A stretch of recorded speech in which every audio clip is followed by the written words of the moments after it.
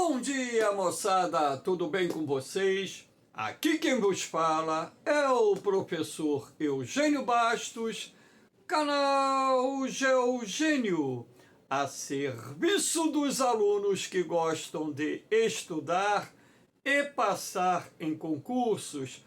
Moçada, vamos fortalecer o canal, se inscreva no canal, dê aquele like, compartilhe o vídeo e ajude o professor Eugênio Bastos a democratizar o ensino da geografia.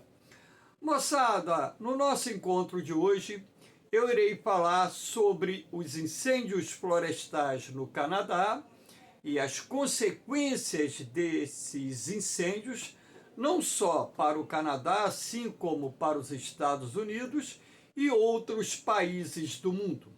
Esse tema assumiu destaque na imprensa internacional nas últimas semanas e, consequentemente, existe uma possibilidade real do assunto ser cobrado nos concursos que serão realizados no segundo semestre de 2023 e primeiro semestre de 2024.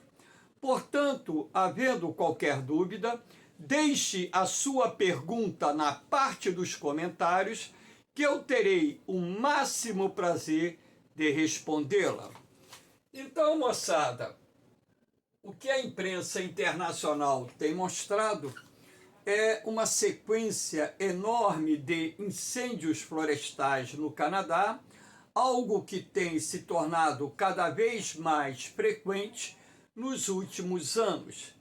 Em parte, esses incêndios florestais estão relacionados às mudanças climáticas em curso no nosso planeta, que têm alterado não só os padrões de temperatura, assim como os padrões de umidade e ainda a circulação dos ventos e contribuindo, de certa forma, também para a redução do índice pluviométrico em determinadas áreas do planeta. E o Canadá, esse país, nos últimos anos, passou a enfrentar, nos meses de verão, ondas de calor que até então, pelo menos, não haviam sido registradas pela ciência moderna.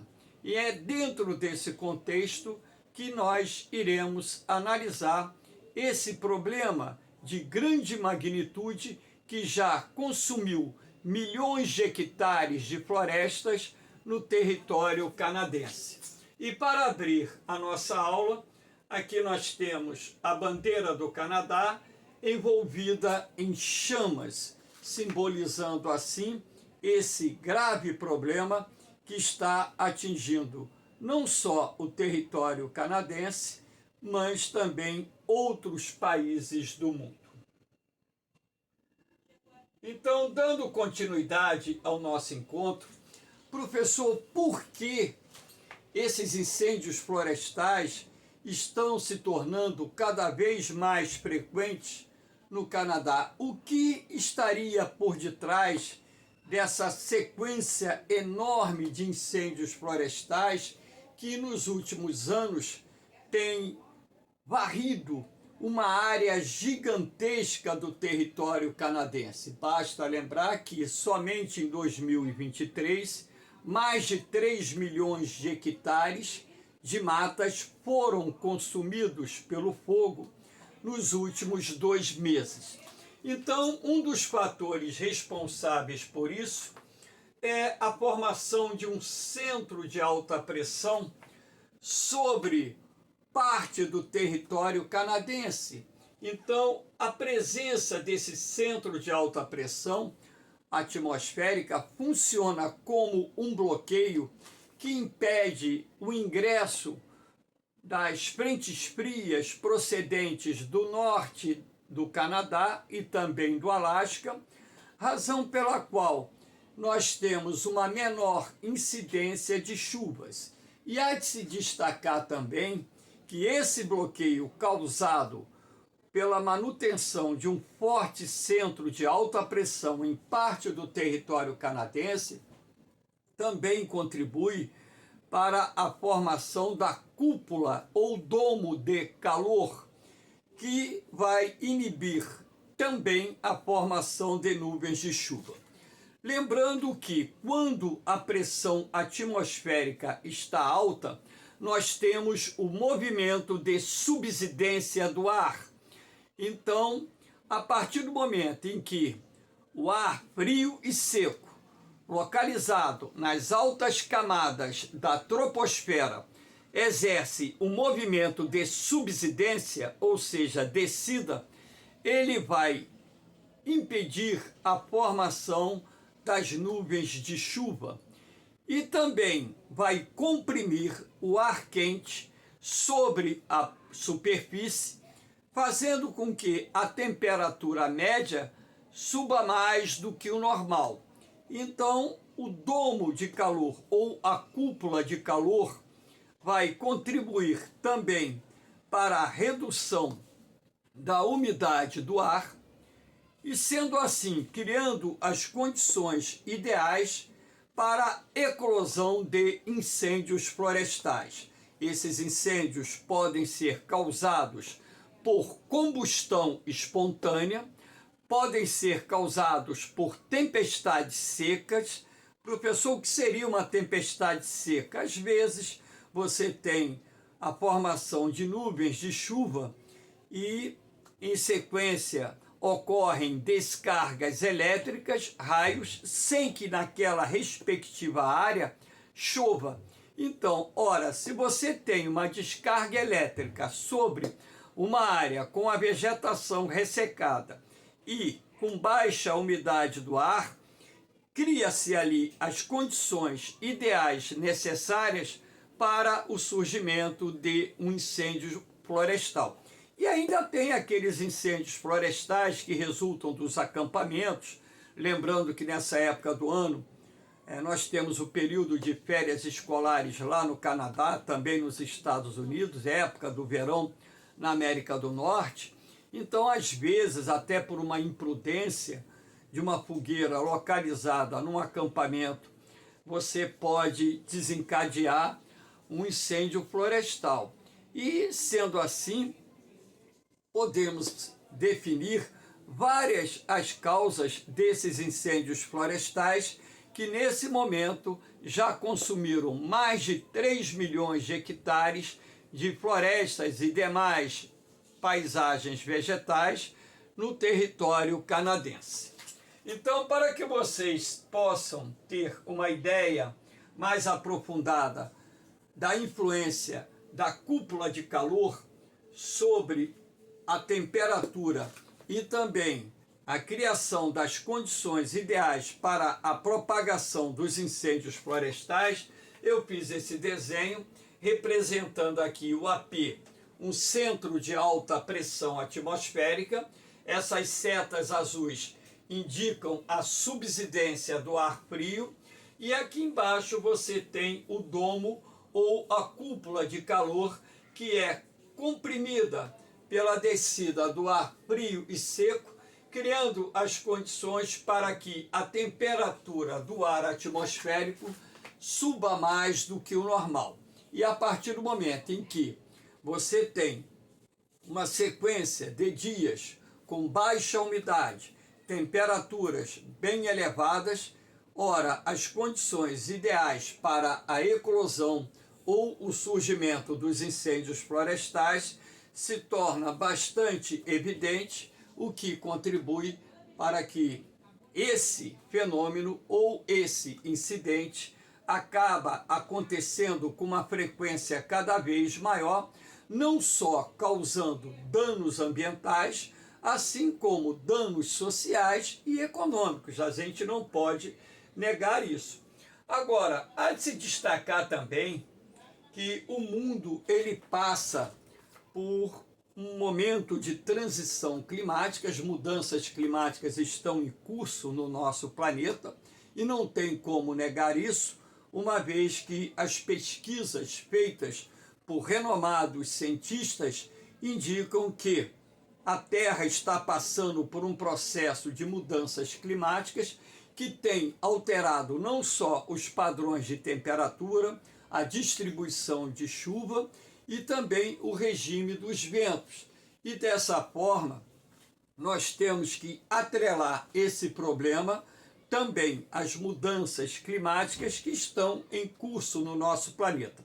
Lembrando que parte dessas mudanças climáticas derivam da ação humana, ou seja, da ação antrópica, não só através das emissões dos gases do efeito estufa, que tem contribuído para potencializar o aquecimento global, assim como também pelo desmatamento de milhões de hectares de vegetação nativa que vem se processando mundo afora, e sendo assim, criando-se as condições ideais também para que se processe as mudanças climáticas que, por sua vez, trazem como consequências sazonalidades, anomalias nos climas nas mais diferentes regiões do mundo, gerando estações secas cada vez mais severas, inundações cada vez mais violentas, né? Tempestades, por exemplo, com potencial de destruição cada vez maior, alternância de ondas de frio com ondas de calor, enfim. Então, nós temos que ter essa percepção de que o homem, infelizmente, tem sido um dos principais fatores responsáveis ou um dos principais agentes responsáveis por essas mudanças climáticas que estão em curso no nosso planeta. Eu tenho 64 anos e meio, tá? E eu nunca tinha ouvido falar de temperaturas extremas positivas no território canadense.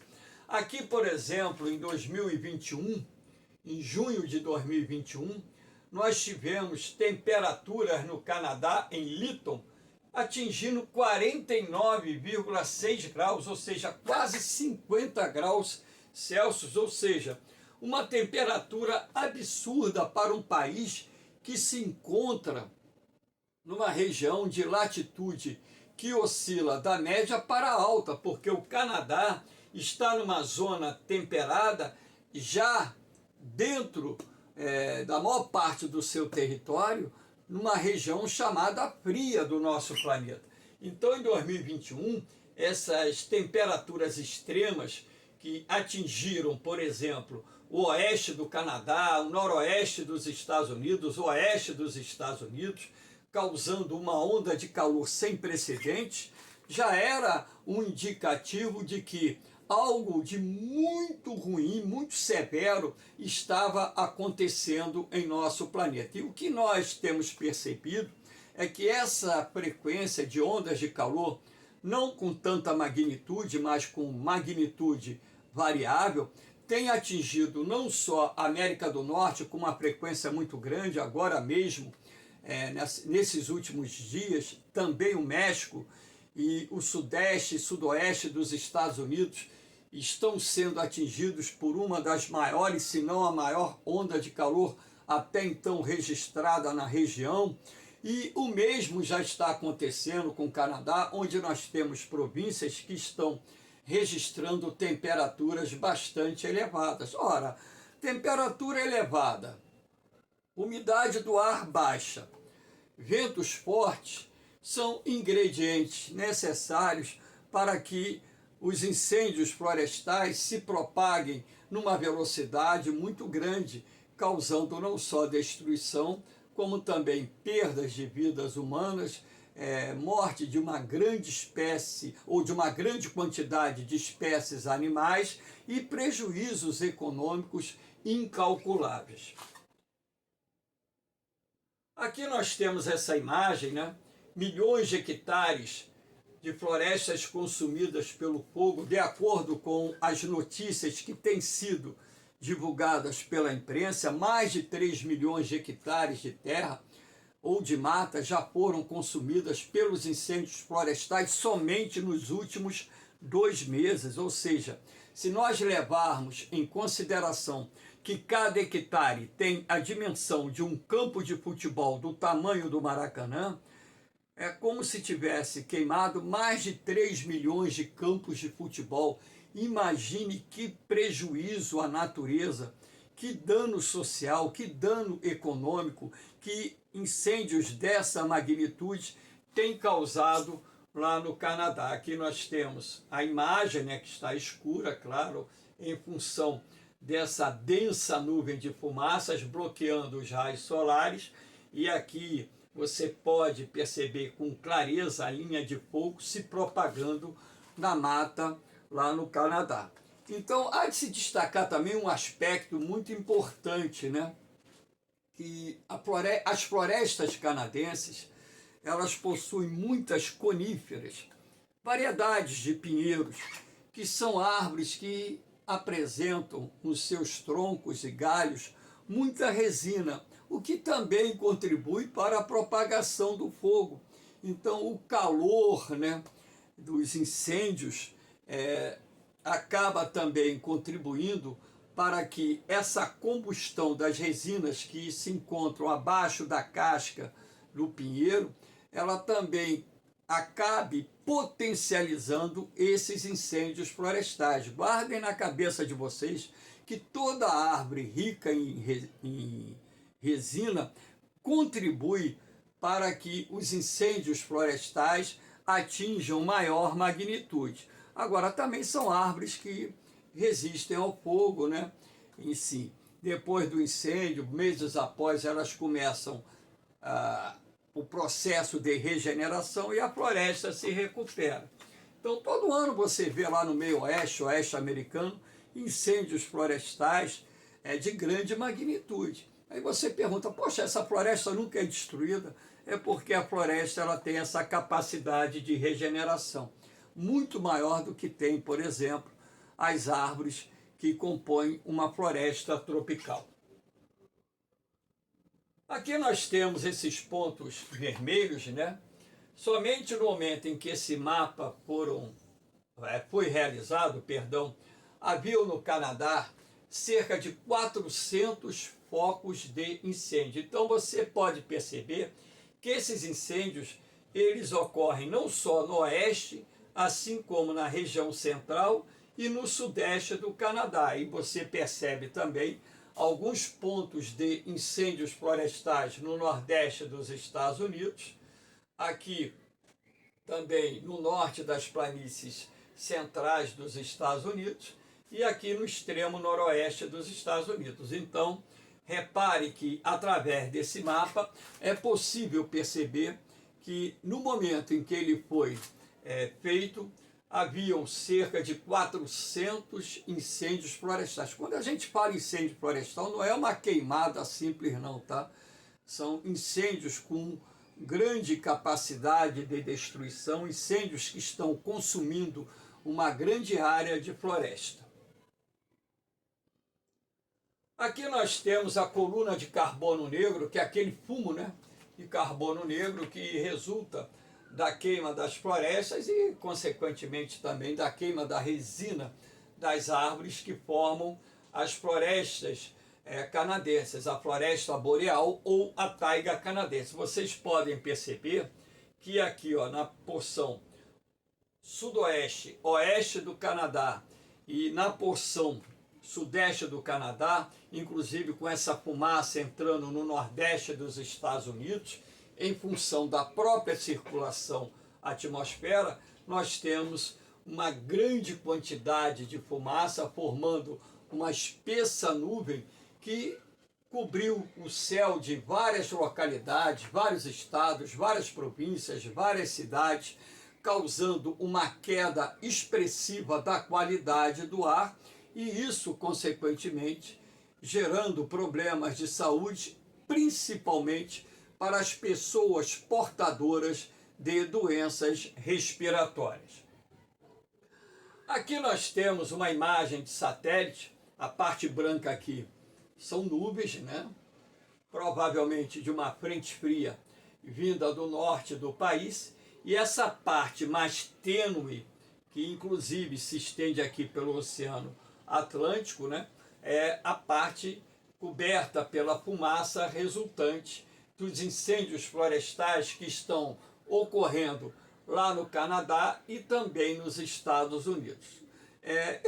Tempos atrás, havia lido uma matéria de que a fumaça, a grande quantidade de fumaça em suspensão na atmosfera retarda o ponto de saturação das nuvens, o que consequentemente também afeta na distribuição e no índice pluviométrico.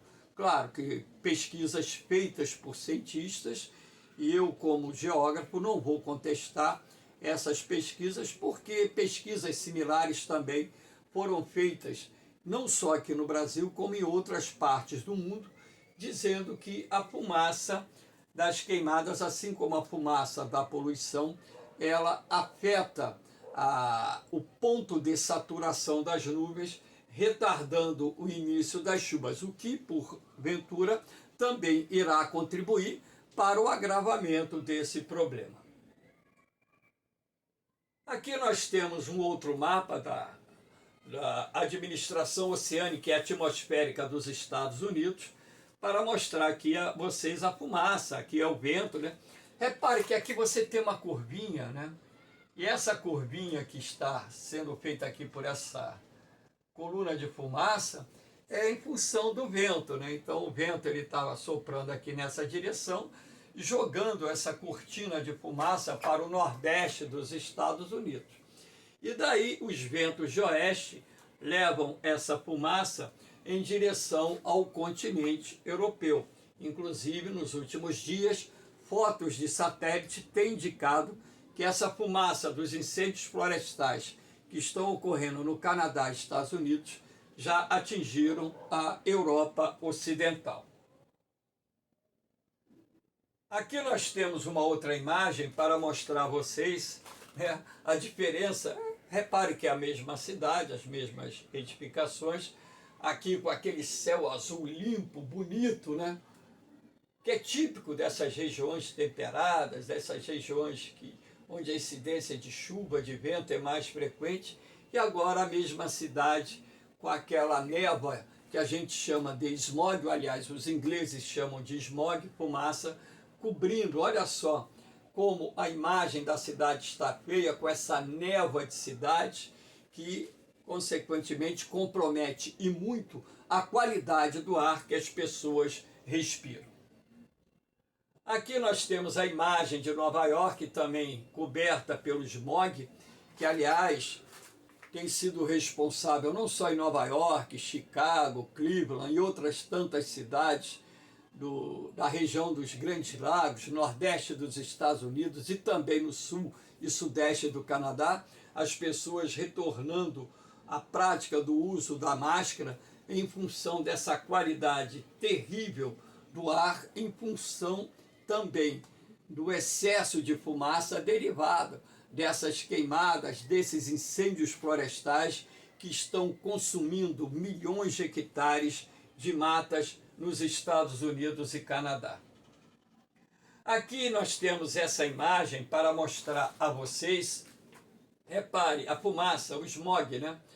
Atravessando o Oceano Atlântico. Aqui você tem a Península Ibérica, Portugal, aqui você tem a Espanha, e essa faixa aqui esbranquiçada nada mais é do que a fumaça procedente dos incêndios florestais que estão ocorrendo no Canadá e Estados Unidos, que atingiram aqui a Península Ibérica, o norte de Portugal e parte do território espanhol. Numa outra imagem de satélite que não está aqui, também é possível perceber que essa nuvem de fumaça atingiu a Península da Escandinava, a Noruega, a Suécia, também atingiu a Dinamarca e por aí vai, porque o sistema de circulação atmosférica tende a fazer com que essa fumaça se disperse por todo o planeta. Agora, como esses incêndios florestais que estão acontecendo lá no Canadá e Estados Unidos atingiram uma proporção enorme,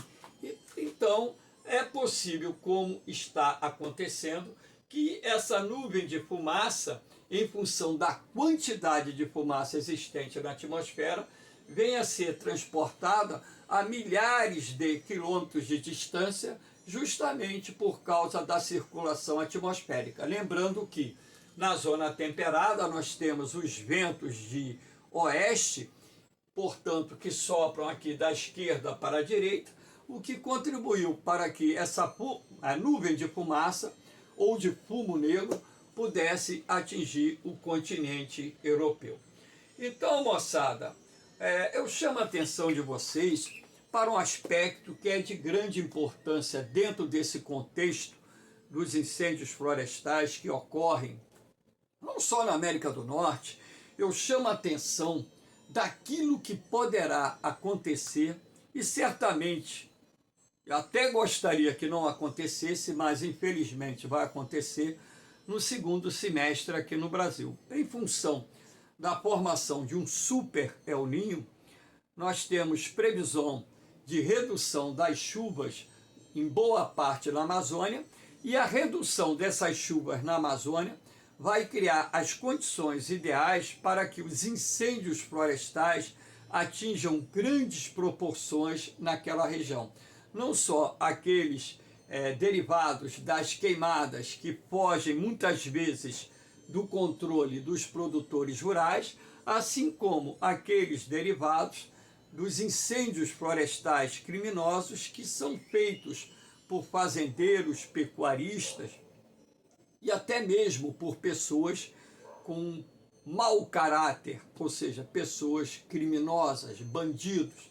Então eu chamo a atenção de vocês porque agora, a partir de julho, principalmente agosto, setembro, outubro, novembro, os noticiários aqui no Brasil irão noticiar os inúmeros incêndios florestais, o aumento desses incêndios em território brasileiro, em função do fenômeno do El Niño, que está sendo previsto que nós teremos um El Niño de grande magnitude e, consequentemente, o que nós teremos em função disso é um clima mais seco em boa parte da Amazônia, em grande parte do Nordeste, em parte do Centro-Oeste, criando as condições ideais para a propagação dos incêndios florestais e a ocorrência daqueles incêndios também que, porventura, ocorram através da combustão espontânea.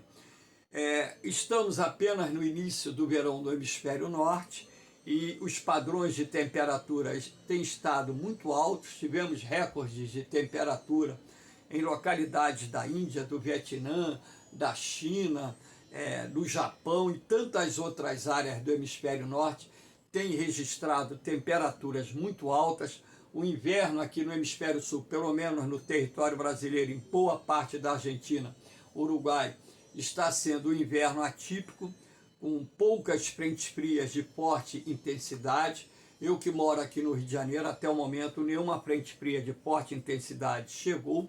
Essa aula está sendo gravada no dia 2 de julho e nós sabemos que a partir de agosto a temperatura volta a subir substancialmente em boa parte do território brasileiro. Isso também já é reflexo desse super El Niño que está em formação lá no Oceano Pacífico.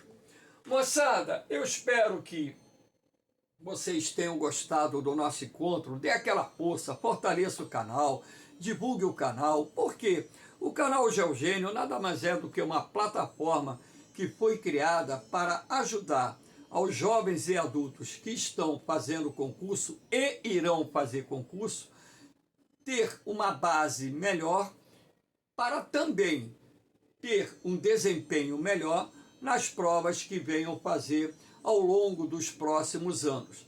Então, a única coisa que eu peço em troca é que ajude a divulgar esse trabalho, porque o canal Geogênio não é monetizado, ele não foi criado com a finalidade de gerar dinheiro para a minha pessoa, mas eu sei que a qualquer momento essa monetização vai acontecer, e no momento que a monetização acontecer, todo o dinheiro que eu receber do YouTube será revertido para instituições filantrópicas, instituições de caridade.